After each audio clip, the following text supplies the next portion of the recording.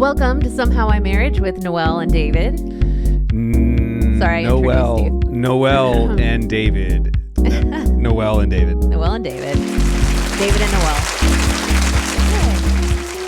Okay. So our sponsor for this episode is a Lil Plant, L-I-L. Dana is the owner of a Lil Plant, a creative artisan in making saint dolls and faith plushies. What is a plushie? It is a stuffy. When you're like a stuffed like when animal. You're sick. No, like that you hold when you were sick. The thing that you like to hold when you're sick. Well, so a stuffy is a stuffed animal. Can I just read the ad? Okay. Yeah. She started sewing as self-care during the pandemic and to make a St. Lorenzo Ruiz doll for her first son, Lorenzo. She now makes Mother Mary, St. Gianna, Fulton Sheen, and many more. You can follow her on A Lil Plant. And I remember those. No, wait, I've seen these stuffies. Mm-hmm. You got some for our kids. Yeah. Those are really cool. Yeah. So visit her website, www.alilplant.com. But actually, I don't have these stuffies. And when I'm looking at them, aren't these much better than the ones that I do have? I bet you the dogs would love those too. Yeah, like they're not only for human beings, but dogs love them as well. Dogs chew everything. So go visit alilplant.com. Super cute little plushies. Those are awesome. So yeah. Okay. Well, speaking of snuggling stuffy plushie when you're sick, honey, that brings us to our topic today. You don't have to tell everybody your pet names for me. Speaking of dogs. Okay. I think the only name that you and I have ever called each other is idiot. Is that our pet name? Do we have? Yeah, actually. Nice going, idiot. Yeah, but the kids hear us say that, and then they're like, wow, they really hate each other. No, we tell them it's in love. Well, here's the thing, though. Does that clear everything up? It's because we watch too much of The Office. But also, though, I was having a conversation with a lady who has similar temperament to us, kind of sarcastic and whatnot, hateful. Yeah. Okay. And so we were talking about how idiot was a term of endearment. For who? For, smart people that have watched The Office. You don't call your friends idiots if they really are mentally challenged. You only call your friends idiots when they're acting like idiots. Okay. Idiot.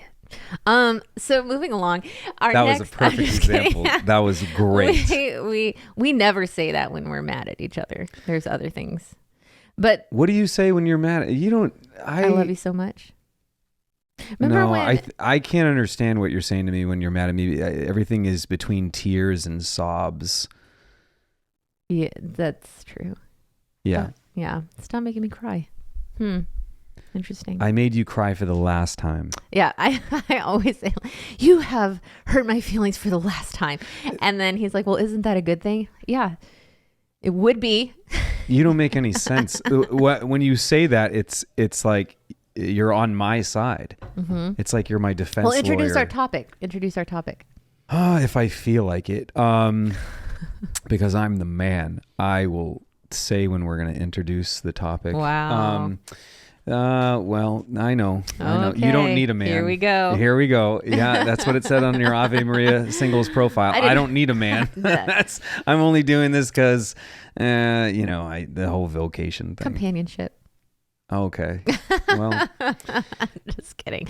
Okay. Well, say the thing. Say the topic. Say the Come name. On, man. I'm letting you lead me to the topic. Okay, helper. Please help me by letting me introduce the Okay, this is we're back in the Garden of Eden. If you want to know what it was like in the Garden of Eden, you look no further. No further than. Are you saying that we're in paradise right now? Look at this room. No, we're not in paradise. We're at the part where there's the flaming sword that's wielded by the cherubim who's screaming, "Get out!" We're on our way out of the garden. That's what it is. We are the Adam and Eve that are kicked out of the garden. That's what we are. Yes. Okay, go ahead. Yes. Say the topic. Thorns and thistles. All right. So the name of the topic is "Find a Wife Who Doesn't Care When You're Sick." Okay, that is not true. That is true. That's the name of today's episode. Why are you saying that? I'm just saying the statement is not. I do care. Let's dive into it. It significantly inconveniences me. when I'm sick. But should we change the name of the podcast? So it's like, find a wife who is significantly inconvenienced when you are sick. I like that better. I like that better too. Find a wife who is significantly inconvenienced when you are ill and dying. Oh my goodness. Yeah. Well, how long has this been going on? Yeah. So, and how do you live with yourself? Okay, well, let me just back up and explain a thing that happened this weekend that will give maybe our listeners and you a better sense of my personality and where I'm coming from. Yeah, that'd be great if you would share with me these communication skills, things that, you should have told me before we did the episode. Well, I didn't know until this weekend. So here's I'm the thing. finding out live, just as you are. I developed a horrible, horrible flare of plantar fasciitis. Can you say that slowly? Because I say it quickly because I don't know how to say it. Fasciitis. Yeah, plantar fasciitis. Okay. Wow. Spell it. I think I said fart in there. Plantar fart. That's okay. That's where your mind goes. So anyways, it hurt so badly, as you know, that I could not walk on my right foot. And I went to Facebook for help. And people gave me lots of advice, lots of things. But the only thing that seemed to help and not make it worse was just to stay off of it. So it still hurts right now, but it's Did you stay off of it, or did you Yeah, I had to use crutches. Did you equate your worth with how much you do? We'll get to that. Okay. So I was having to use crutches all weekend. I had a speaking event in Wisconsin, crutches in the snow and ice. It was not fun at all to not be able to walk on my right foot. But the whole time I was praying, like, God, what are you showing me in this? Because this is kind of annoying. You know that I am busy and I have a lot of children and I have a lot of things to do, and I can't do those things with a bum foot. I really need to be able to walk. And so I have my rental car. I pull into this parking lot to get rid of the trash out of my rental car. And so I've got the trash, and I see the trash can is maybe 20 yards. It's a decent walk. And I am trying to balance the trash plus my crutches. And I drop the trash in the snow. You're a now mess. It's wet. So I pick it up, the bag rips, and I drop it in the snow again. Dang it. So I pick it up again, and now the bag is leaking because I put my cup in there. Ew, wet. So the bag trash. is leaking. It's wet. I have to hold it with two hands, and I've got my crutches under my arms, and I cannot move anywhere. And I'm trying to figure out, how am I going to get from here to the trash can? I thought about leaving the trash just in the ground, but literally, like people do. But yeah. I'm like, Noelle, you are not a litterer. So you are also I wouldn't let not myself. illiterate. I wouldn't let myself stoop to that. Litterer. We have to take care of our environment. Literally. And so, gosh, you're the worst. I'm on fire with the puns. I am on fire today. Usually you are the pun master. Not today. Give me your crown. I'll get it sized later. Okay. And so, dang it, David, you made me forget everything that I was saying. Okay. So this man comes over and he's like, hey, can I help you with that? Well, clearly I need help, but I still say, no, I've got it. And as I'm saying that, I don't need a man. No. As I'm saying that, I realize how ridiculous I sound. And I still just can't help it. So anyway, I brought the situation to spiritual direction yesterday. And the priest was like, I feel like you have some core identity wounds that you don't let people take care of you. And if you are you letting God take care of you? And I was like, no, I do sometimes. And I really have these moments of vulnerability where I allow people to take care of me, but it is just moments. And so anyways, I have to go to a healing retreat. But moving along. So that's kind of where I come from, where I'm like, no, this isn't going to stop me. I'm going to keep doing all the things. And so I project that mindset definitely on the people in my life that I'm like, why are you laying in bed? And you're like, because I have a fever. And I'm like, and yes. Well, it goes deeper than that. If you recall, the last time I had an accident,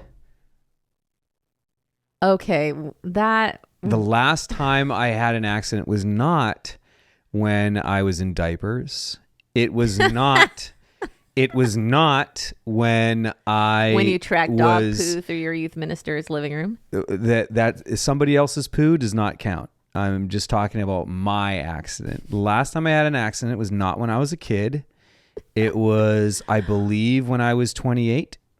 Mm-hmm. We were newly married. I was pregnant married with our first child. Yes, and it was an episode of stomach bug. Okay, and I had just gotten myself to sleep, and at some point, got yourself to sleep because she wouldn't do it for me. Somebody had to rock me to bed, so I rocked myself. I rocked my world. Wow, please. That sounds inappropriate. No. Gosh, why do we always go there? Okay, go ahead. Keep going. I don't always go there. It just happens sometimes. So yes, you had an accident. So I had I had just circle back. I had gotten myself to sleep, and I had a moment of being half awake. So I was somewhat lucid, and then when you're in bed, snuggled up underneath the covers, kind of, it could be a Dutch oven kind of situation where you feel like you could, what is the medical term? Break wind. That's the best I got. Okay. But I forgot that I had the stomach bug. You don't try to break wind when you have the stomach bug. That's a recipe for disaster. But again, being half asleep, I forgot that I had the stomach bug. I felt like I had to kind of, better out than in. And essentially what happened was it all came out. And in my alarm, I do you remember what I said to you? I can't say it on air. It's not... We're gonna have to put an expletive thing, but basically, bomb diggity. You bomb diggitied the bed. Yeah, I said, "Hun, wake up! I just bomb diggitied the bed," and you remember what you said? I said, "Well, go clean yourself off." Yeah, and I think you may have handed me a towel. I think I went so far as to hand you a towel. For some reason, there was a towel, maybe from a previous shower, that had taken place, like lying there. You just said, "Here's a towel," and then you rolled over and went back to sleep. You have compassion fatigue when it comes to other people who are suffering, namely your husband. I think it comes out in the worst ways, where now I need to go to a healing retreat because I act like a complete baby when I'm sick. Like when I'm sick, I just kind of walk around or lay there, either or, and I announce in a very over and over in a very moaning moanful voice. I'm sick. Yeah, this is the soldier who's going to be taken in your draft, people. I would never be drafted. Probably not. They'd be like, "Oh, this hurts." I have multi-directional instability. It's true. He does in his shoulders and in my medulla oblongata. Okay. You don't care when I'm sick. It's not that I don't care. It's that I. Okay. That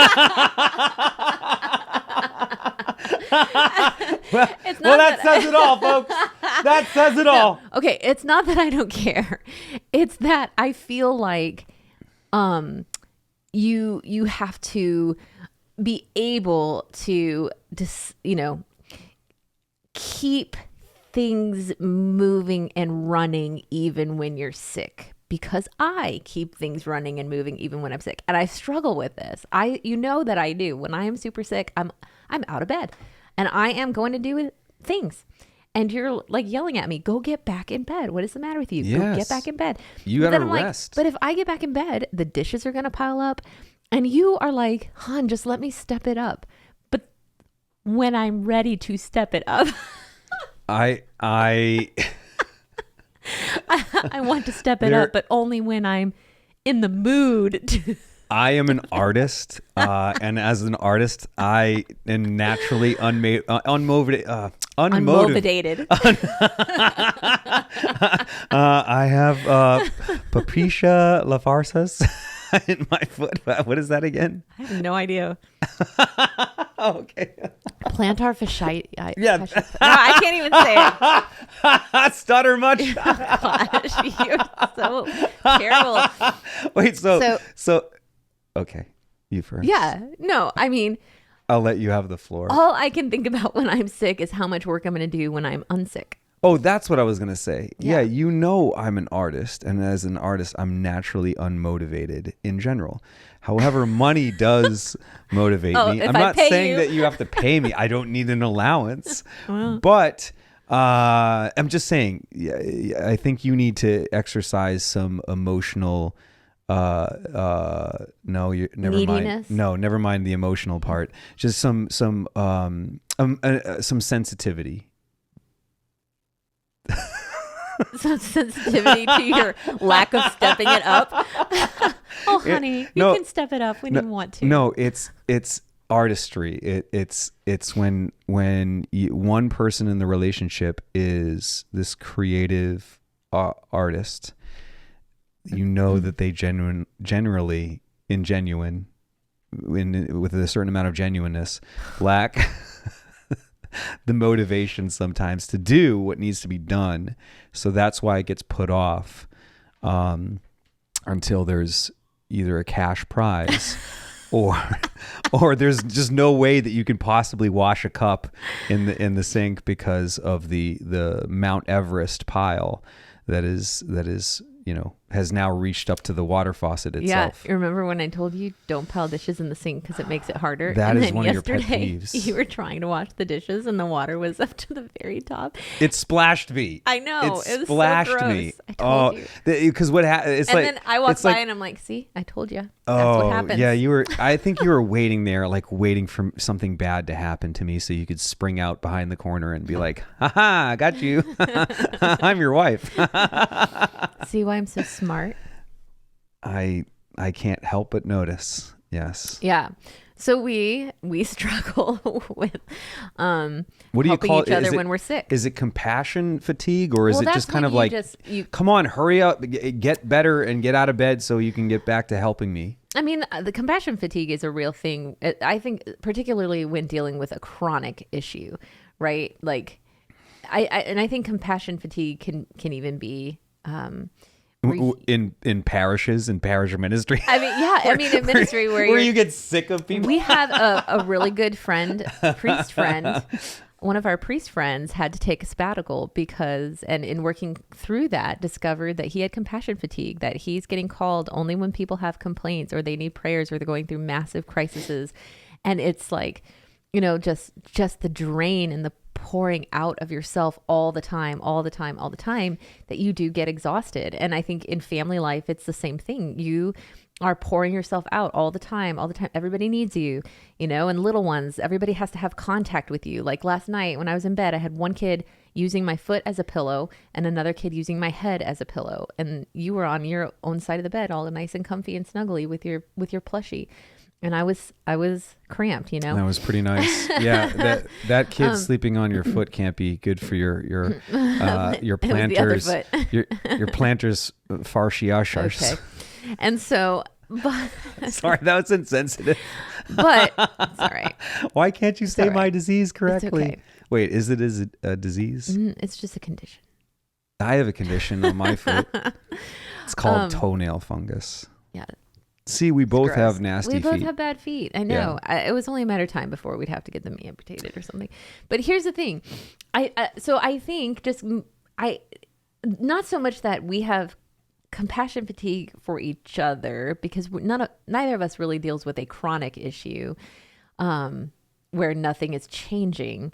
But I think we do feel overwhelmed when the amount of work in the household falls just to one person, either just to you or just to me. And then we realize just how much we need each other. And that's really what it is like, hey, I need you to help me because I am overwhelmed here, and vice versa. Of like, I don't think so much you're crying out, Noelle, I need help. I wasn't crying. Everything's falling to me. I think yours is more, well, let's just let things pile up and, And then that'll eventually- create the motivation to go and take care of the pile. That's true. Our Yeah. kids are the same way. I was yelling at them the other day, like, why do you guys let it pile up and you just wait for mommy to lose her mind and want to do a deep clean? Like, we should be I think picking we're all up waiting every for day. that. I think we're all waiting for that because then just stuff gets done, and if the cost of that is your mind, then That's the price we that's pay. what a retreat is for. A healing retreat. Okay, I'm going to retreat. I'm getting out of here, man. Yeah, No. I think that I just started talking and I didn't know what I was going to say. Okay. Never, ever do anything to anyone ever for any reason. Right. No matter Right. who you are with, no matter where you are going. Okay. You memorized that pretty well. Kind of. That's good. Yeah. So I definitely think we need to do a better job of taking care of each other, because when one spouse is sick, you almost have to take on the role of the other spouse. That's what, yeah, and I think that's what makes it the most difficult with regard to, just getting mad at each other. Yeah. Yeah, because we're forced to do things that we don't like to do. I mean, that's it.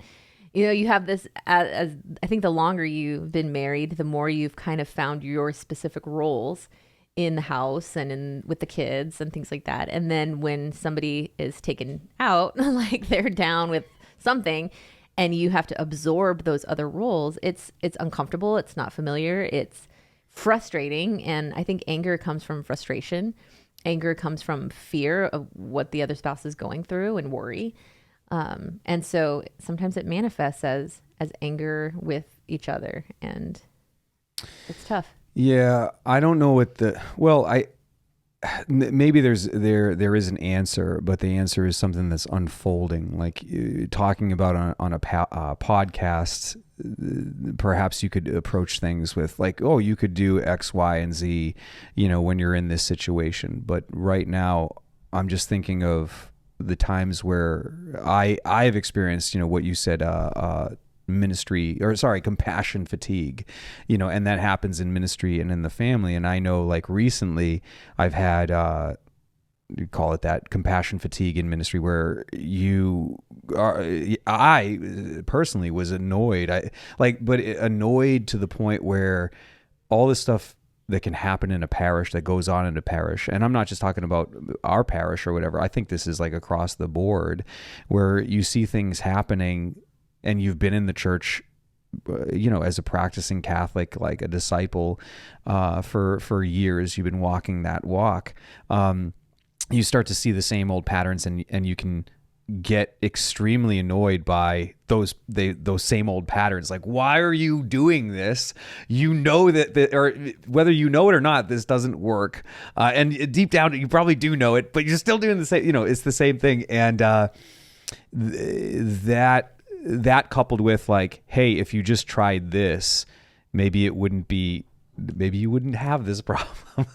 And but then for whatever reasons, the person cannot.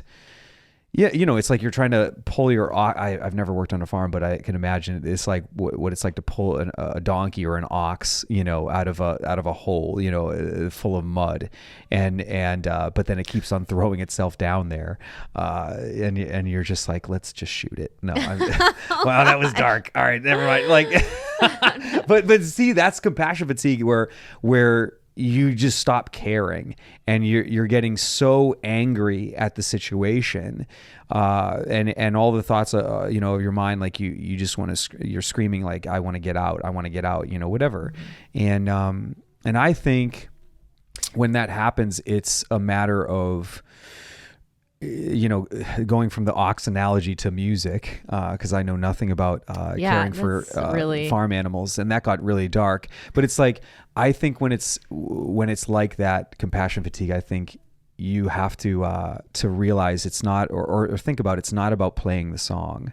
With a music metaphor, it's not about like playing the right notes or whatever. It's about let's just focus on the instrument. Like, maybe the instrument needs to be fixed. If it's a guitar, it's got a huge crack in the neck or something like that. Mm-hmm. And that's why the song can't be played, correct. That's why things are not going correctly. So let's take a step back and heal the brokenness, mm-hmm. and that's not necessarily like a huge retreat that you have to go on, but just, I think taking a step back and whatever has to be done, whether it's your brokenness, like, gosh, maybe the reason why I'm acting like this is because of, like upon praying about it, reflecting on it, I think I'm reacting to this situation in whatever, the church or my family. I'm reacting like this because of, I think it's related to this, and it could be something that's kind of removed from the situation, but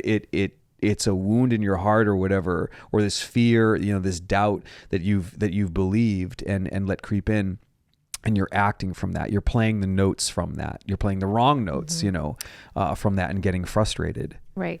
So, well, and sometimes the healing that you need, it's not just a physical healing. I'm going through an ailment. That's the surface thing. That's the obvious thing.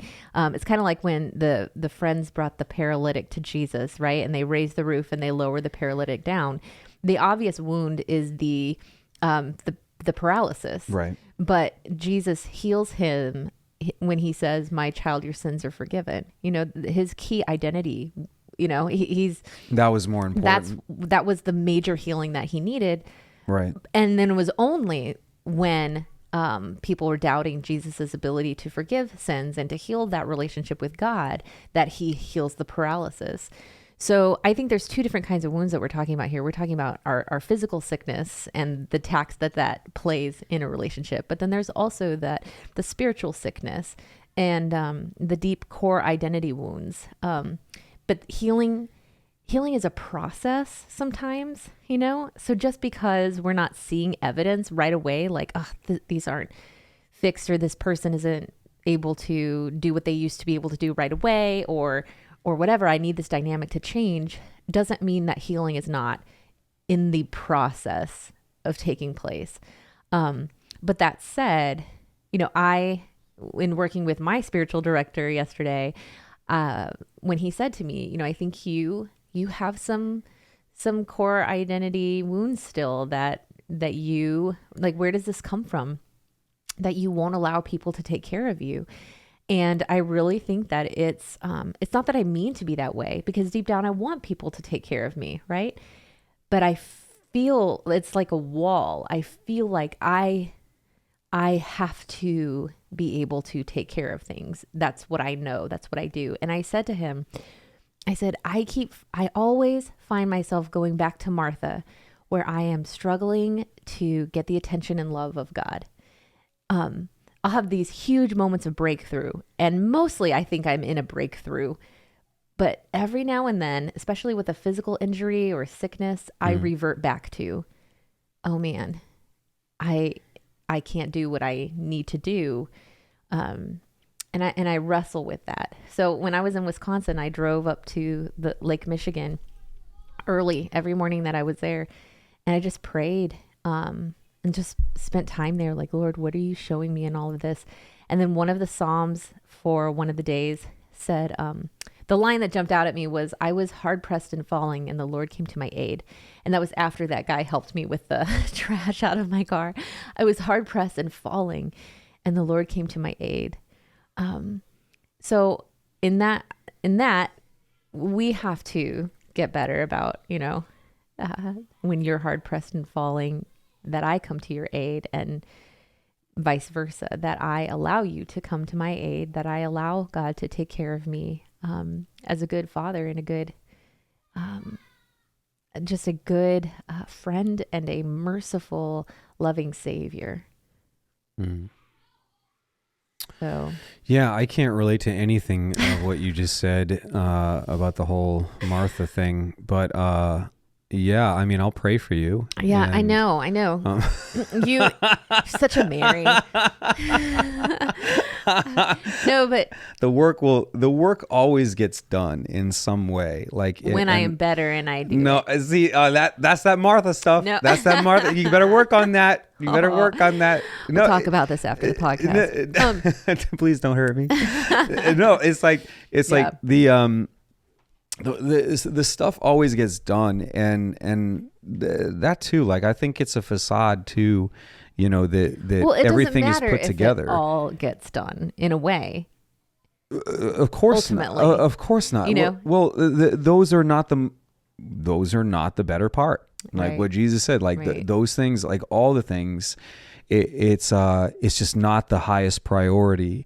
And that not only that, but other people are going through the same thing. Like on any given day, we're all in America living with probably way too many pots and pans that we need, and hand towels, you know, that we bought No, we extra. need the hand towels. No, you With just need 6 two. kids and 2 You dogs. just need two. One for the dogs, one for the kids. But my point is like everybody's house is a wreck because they live there. That's not true. I have some friends. Very clean house. Well, you should stop being their friends. Yeah, because we have probably so. nothing in common. Like, But if you don't have a messy house, then you can't roll with me. well, okay. Here's the thing. There are some things for sure you gotta let go. Absolutely, I gotta let go. But also, the flip side of this, what we've talked about letting people take care of you, or whatever. The flip side is that sacrificial love that is a motivation to take care of each other.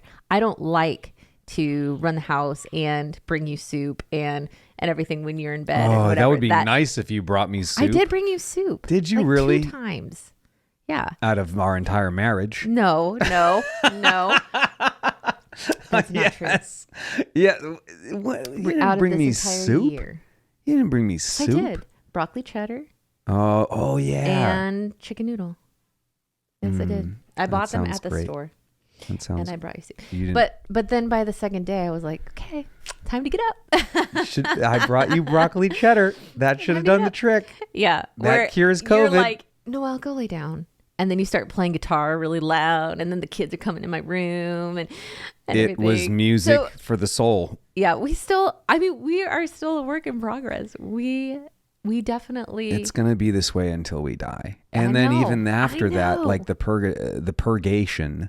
That's will because start. when we said in our vows, until death do us part, it wasn't just like we are going to be together until death do us part. No, It's yeah. we are going to work on this love and work on this relationship all the way until death do us part. And if I die and you marry somebody else, I'll haunt you. If I die, you're going to have to marry somebody else, or you'll haunt yourself. I'll die. because- We'll haunt each other. Be like, what are you doing here so soon? Yeah, I died because you left me. I didn't die because of like I was lovesick. I died because like literally, just like I starved to death, and the IRS came and they repossess your house and my food, and then I starved. Shouldn't joke about that. Shouldn't joke about that. Anyway, Well, yeah. So it is what it is. Well, maybe by 10 years from now, we'll have figured out a better, less compassion fatigue and better stepping up-age and better relaxing-age, all that good You stuff. can't just add "idge" to the end of every word and expect all your problems to go away. Yes, I can. Fridge. All my problems go away. As Okay. Pope Francis says, we need to reach out to the people on the fridges.